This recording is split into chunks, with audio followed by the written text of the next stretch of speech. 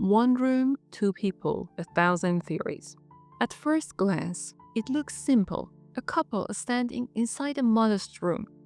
But the longer you look, the clearer it becomes. Nothing here is ordinary. This is the Arnolfini Portrait, painted in 1434 by Jan van Eyck, one of the most skilled artists of the Northern Renaissance. Van Eyck worked with oil paint, applying thin, delicate layers that let him create insane detail, glowing fabrics, sharp reflections.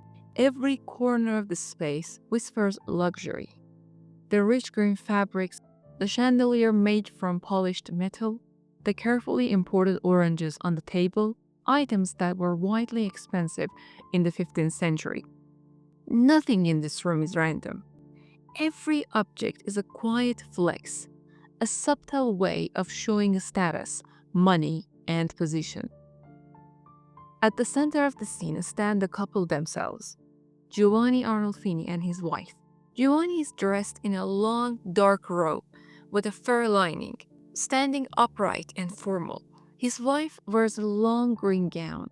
Giovanni is wearing this big, dramatic hat, the kind that instantly makes him look important. Next to him, his wife has a light, soft veil over her hair, a common style at the time that made women look graceful and elegant.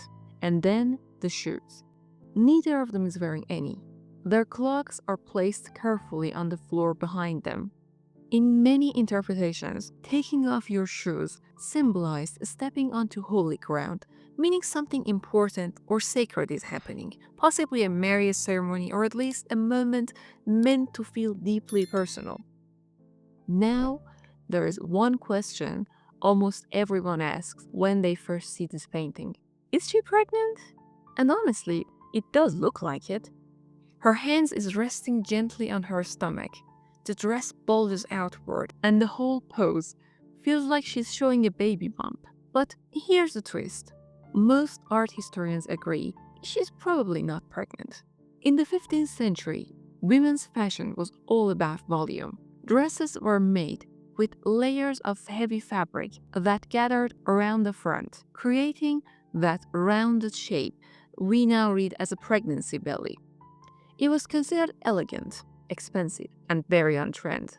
So, the way she's standing, one hand lightly lifting the dress, the extra fabric slipping forward, this wasn't a maternity pose. It was simply fashion. The kind that said, yes, this dress cost a fortune. Thank you for noticing. And Van Eyck, being the master of detail that he was, painted every crease and fold to make sure that luxury was impossible to miss. What exactly is happening in this scene? Giovanni is standing there with one hand raised, almost like he's taking an oath, and with the other hand, he's gently holding his wife's. It looks formal, intentional, like we've walked in on a moment that means something. Many historians believe Van Eyck might be capturing a kind of ceremonial gesture, not a full wedding necessarily, but something close to a marriage oath or a legal declaration of unity, the kind of promise wealthy couples made to formalize their relationship, their household, or even their business ties. The raised hand could be Giovanni signaling a vow, a statement of truth, or simply acknowledging the witnesses. Because yes, in this painting, there is a witness. Someone is standing there watching the moment, and we'll get to that soon. But whatever the exact interpretation, the scene feels deliberate. It's not a casual pose, it's not a spontaneous. It's as if Van Eyck froze a specific action, a moment of agreement, partnership, or commitment, right at the second it was happening. There's a line of text painted clearly on the wall. It says, Jan van Eyck was here, 1434. It's not hidden, it's right in the middle of the scene. And the interesting part is the wording. That's why many historians think this painting isn't just a portrait. It might be a record of a real event, something the artist witnessed and chose to preserve exactly as it unfolded. At the very center of the back wall sits a small, round convex mirror, and this thing is like a tiny world inside the painting. When you look closely, The mirror doesn't just show the couple from behind, it reflects the entire room.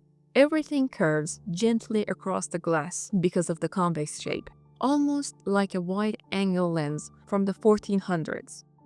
But the most surprising part is what's happening near the doorway. In the reflection, you can clearly see two extra figures standing just outside the scene. Figures we never see directly when we look at the painting itself. One of them wears a long blue robe, standing straight, almost as if he just stepped into the room. Many scholars believe that this figure might actually be Van Eyck, the artist himself, quietly inserting his presence into the moment. The other figure, dressed in darker clothing, may be another witness, someone who was there during whatever event that is happening. It's a tiny mirror, but it opens up the space completely, turning a simple room into a full 360-degree story.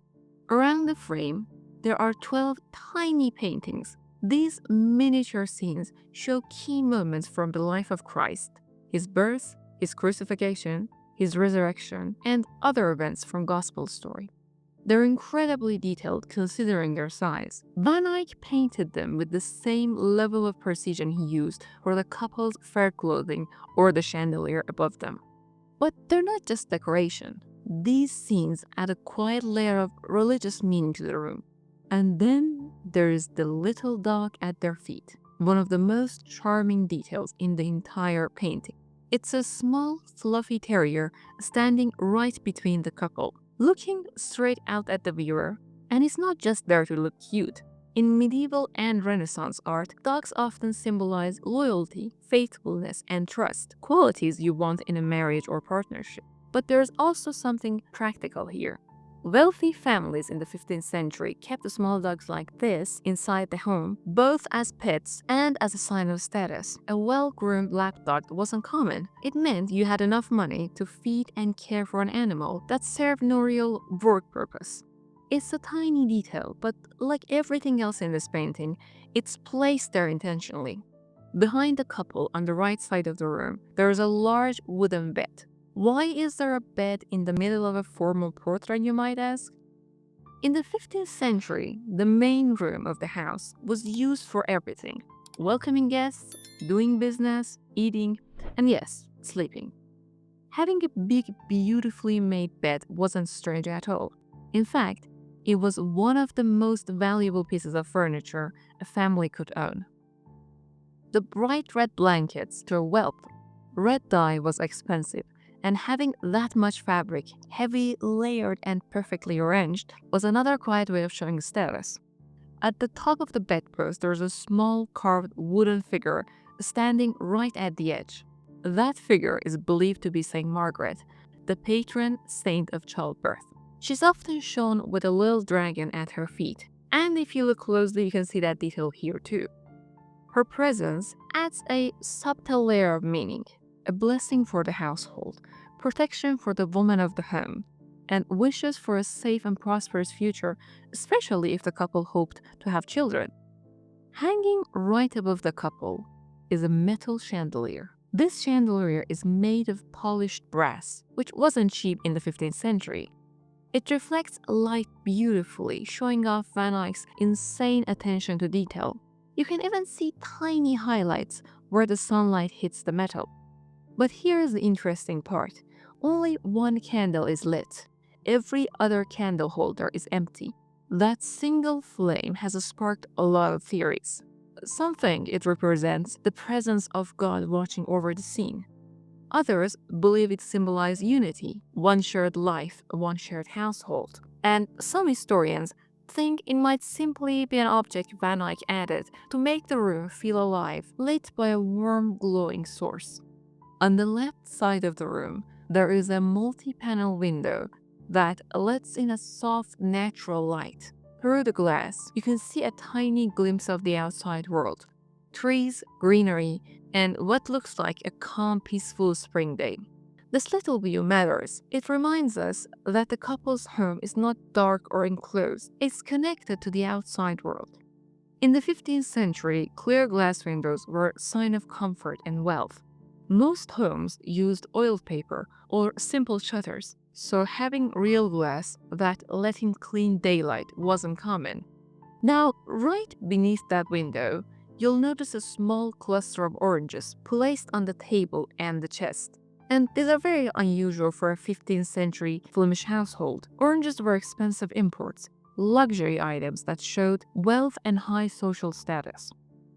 Centuries have passed since Van Eyck put brush to canvas in 1434, and yet this quiet domestic scene continues to captivate viewers around the world. Today, the Arnolfini Portrait hangs in the National Gallery in London, inviting everyone who steps inside to pause and look closer. It's more than just a painting.